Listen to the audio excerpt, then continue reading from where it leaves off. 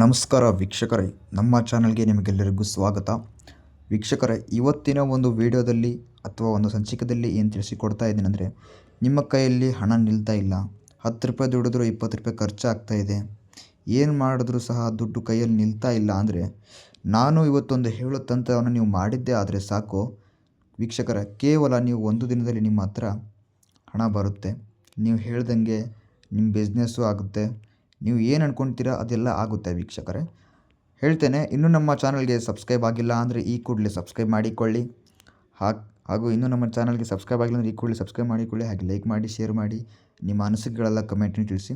ವೀಕ್ಷಕರೇ, ನಿಮ್ಮದು ಯಾವುದೇ ಒಂದು ಕಠಿಣ ಸಮಸ್ಯೆ ಆಗಿರ್ಬೋದು, ಗಂಡ ಹೆಂಡತಿ ಸಮಸ್ಯೆ, ಅತ್ತೆ ಸೊಸೆ ಕಿರಿಕಿರಿ, ವಿದ್ಯಾಭ್ಯಾಸದಲ್ಲಿ, ಹಣಕಾಸಿಂದು ವೀಕ್ಷಕರೇ, ಈ ಥರ ಸಮಸ್ಯೆ ಇದ್ದರೆ ಡಿಸ್ಪ್ಲೇನಲ್ಲಿ ನಂಬರ್ ಕಾಣ್ತಾ ಇದೆ, ಆ ನಂಬರ್ಗೆ ಡಯಲ್ ಮಾಡಿ.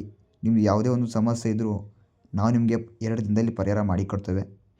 ವೀಕ್ಷಕರೇ, ನೀವು ಏನು ಮಾಡಬೇಕಂದ್ರೆ, ನಿಮ್ಮ ಕೈಯಿಂದ ನೀವು ದುಡಿದಿರ್ತೀರಲ್ಲ, ಅದರಲ್ಲಿ ಒಂದು 5 ರೂಪಾಯಿ ಕಾಯಿನ್ ಆಯಿತು, 2 ರೂಪಾಯಿ ಕಾಯಿನ್ ಆಯಿತು, ಯಾವುದೇ ಒಂದು ಕಾಯಿನು, ಆ ಕಾಯಿನ್ ಮೇಲೆ ವೀಕ್ಷಕರೇ ನಾನು ಹೇಳುವಂಥ ಈ ಒಂದು ಮಂತ್ರವನ್ನು ಬರಿಬೇಕಾಗ್ತದೆ. ಏನಂದರೆ, ನಾ ಯಾವ ಥರ ಬರ್ತೀನಿ ನೀವು ಅದೇ ಥರ ನೀವು ಆ ಕಾಯಿನ್ ಮೇಲೆ ಹೆಸರು ಅದು ಬರಿಬೇಕಾಗ್ತದೆ.